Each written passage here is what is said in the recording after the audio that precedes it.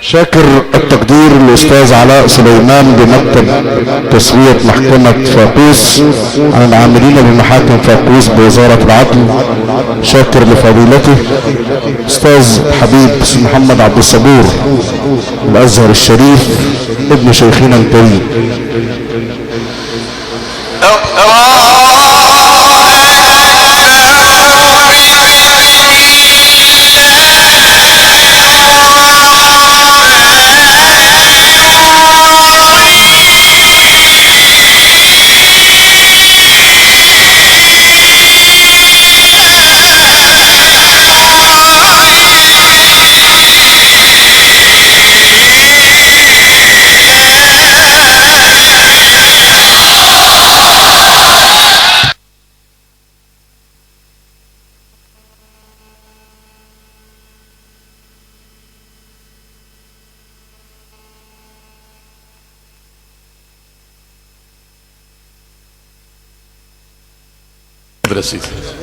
حاضر يا عم.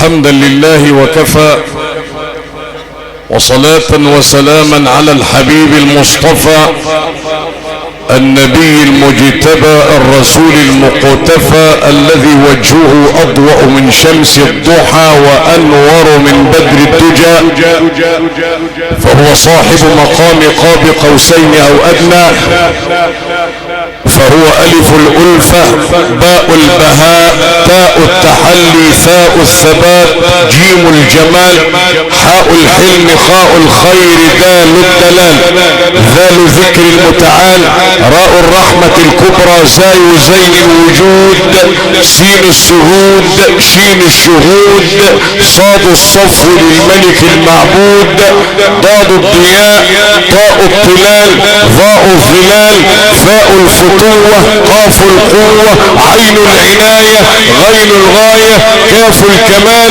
لام اللطف من المتعال ميم الملك ونون النوال وهاء الهنا واو الوفاء ولام ألف توحيد إشارة إلى لا إله إلا الله وياء ينبوء الرحمة الكبرى سيدنا محمد رسول الله.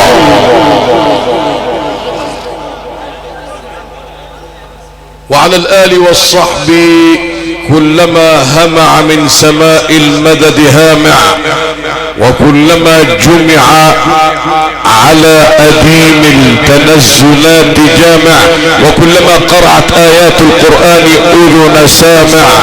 وعلى الآل والصحب الذين هم ليوث الهدى وغيوث الندى ما ذر شارع ومن بجس بلسان الحقيقة ناطق. أما بعد أمة التوحيد فوحدوا الله. أولا مهما قلنا فتالله لئن أوتينا يراع المتنبي وفصاحة سحبان وبلاغة الشعراء اللسن ما وفينا حق شيخنا عشر معشاره ولا ذرة من مقداره، لأنه لم يكن صوتا فحسب بل قل روح ركبت في الصوت فسمت بأجنحة الأرواح إلى العرش مع الصافات صفا حتى نستغرق بأرواحنا في استدراك جمال وعظمة الله، يرتقي بأرواحنا فيسري بها في آيات الملك والملكوت ويخشع فضيلة المرحوم الشيخ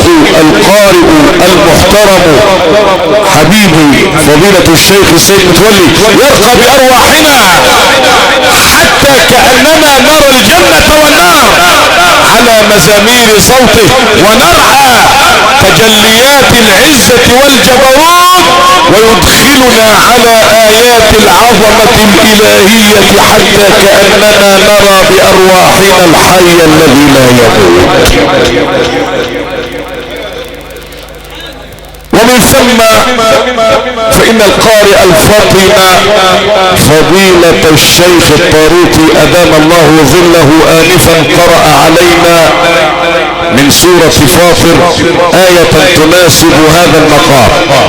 ثم أورثنا الكتاب الذين اصطفينا من عبادنا فمنهم ظالم لنفسه ومنهم مقتصد ومنهم سابق بالخيرات بإذن الله. وأقف حتى نستفيد وحتى لا تلهنا العبرة عن العبرة. لما قرأ تلكم الآية الإمام الآلوسي قال إنها أرجى آية في كتاب الله. ليه يا أحباب؟ ثم أورثنا الكتاب الذين اصطفينا من عبادنا. افتح قوس وبين القوسين رقم 1 فمنهم ما قالش السابقون، لا رقم 1 فمنهم ظالم لنفسه فبذلك اطمأن الذي ظلم نفسه بشهوة أو بذنب أو بهفوة من أنه مغفور له من قبل الله وأنه من المصطفين الأخيار.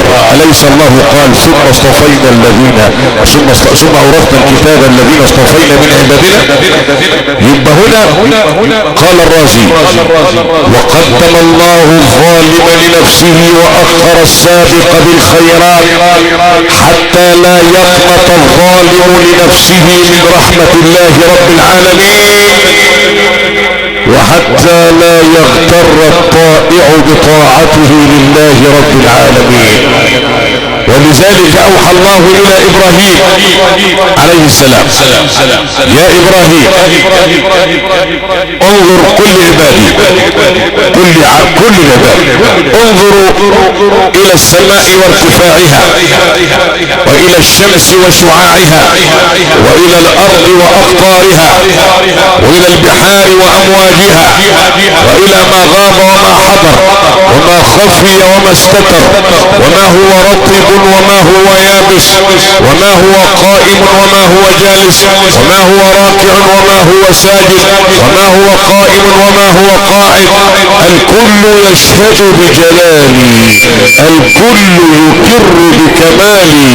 عبدي اذكرك وتنساني واذكرك ولا ترعاني. لو شئت لأغصصتك بريقك الذي في حلقك حتى تختنق.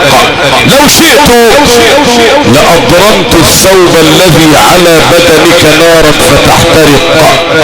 ولكن لك وقت وقدت وأجل أجلت فلا بد لك من المرور علي ولا بد لك من الوقوف بين يدي. أعد عليك أعمالك وأحصي عليك أفعالك حتى إذا أيقنت بالبوار وأدركت أنك لا محالة من أهل النار أوليتك رضواني ومنحتك غفراني وغفرت لك الذنوب والأوزار وقلت لك من أجلك سميت نفسي الحنان الغفار. يا من أسى فيما مضى ثم اعترف ارجع لنا فيما بقى تعطى الشرف وابشر بقول الله في قرآنه إن ينتهوا يغفر لهم ما قد سلف. صلوا عليه. ثم ماذا؟ وقال أبو بكر الصديق قرأت القرآن كله فلم أر آية أرجى من قول الله من سورة الإسراء يقول قل كل يعمل على شاكلته فربكم أعلم بمن هو أهدى سبيلا. طب أنا والله ما فهمت الذي فهمه أبو بكر ولا حد فهمه. قال أبو بكر قل كل يعمل على شاكلته ولا يشاكل العبد إلا التقصير والعصيان ولا يشاكل الرب إلا الصفح والغفران. يعني كل واحد بيعمل بإيه؟ بما يناسبه. أنا يناسبني التقصير وهو يناسبه العفو زي ما الشاعر قال: يا من اذا ناديت يا الله لباني، وكلما ناديت يا مولاي اعطاني. اعصاك تسترني، انساك تذكرني، كانني ذاكر في غير نسياني. فكيف اعصاك يا من لست تفضحني، وكيف انساك يا من لست تنساني. ثم ماذا؟ قال عمر ابن الخطاب: قرأت القرآن الكريم كله فلم أر آية أرجى من قول الله من سورة غافر: حميم تنزيل الكتاب من الله العزيز العليم غافر الذنب وقابل التوب شديد العقاب ذي الطول لا إله إلا هو. قدم صفتي رحمة على صفتي عذاب. ثم قال: وقال عثمان بن عفان: وانا قرأت القرآن فلم ارى آية ارجى من قول الله من سورة غافر، وهي قول الله سورة الزمر اسف. قال: قل يا عبادي الذين اسرفوا على انفسهم لا تقنطوا من رحمة الله ان الله يغفر الذنوب جميعا انه هو الغفور الرحيم.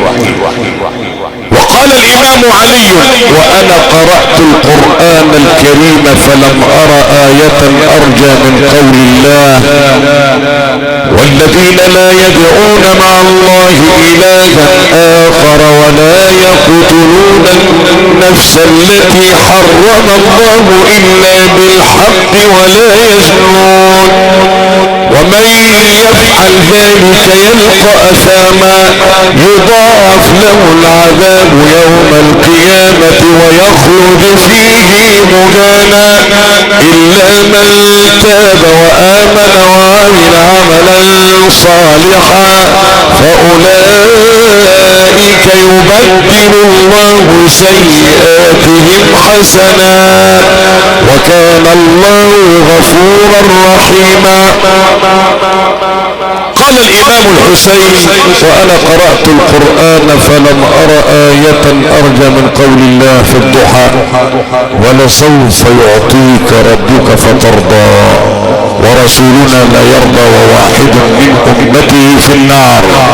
رسول الله ضاق بنا الفضاء وجل الخط وانقطع الرجاء وجاءك يا رسول الله جاه منيع المال رفعته بضاء وبي وجل عظيم من ذنوبي ولا ادري اعفو ام رجاء ولا ادري اعفو ام رجاء وكيف ارى انا ضيما وذلا ولي نسب بمدحي وانتماء قرأنا في الضحى ولسوف ترضى فسر قلوبنا ذاك العطاء خلقت مبرأ من كل عيب كأنك قد خلقت كما تشاء فأجمل منك لم تر قط عين وأحسن منك لم تلد النساء. اللهم إنا نسألك بكل اسم هو لك سميت به نفسك أو علمته أحدا من خلقك أو ادخرته في مكنون الغيب عندك اللهم اجعل الجنة قرار شيخنا اللهم زد في حسناته وتجاوز عن سيئاته. اللهم كما متعتنا ببركاته حيا فمتعنا بأنواره منتقلا فإنه مع الصديقين وأهل الصدق مع الله بمكان. اللهم اجعل القرآن له وقاء واجعل القرآن له غطاء واجعل السور له مهادا واجعل الآيات له مهادا. اللهم نسألك يا الله يا الله يا الله أن تحسن مدخله ترزقه أهلا خيرا من أهله دارا خيرا من داره وأن سقاه على الحوض عند سيدي رسول الله.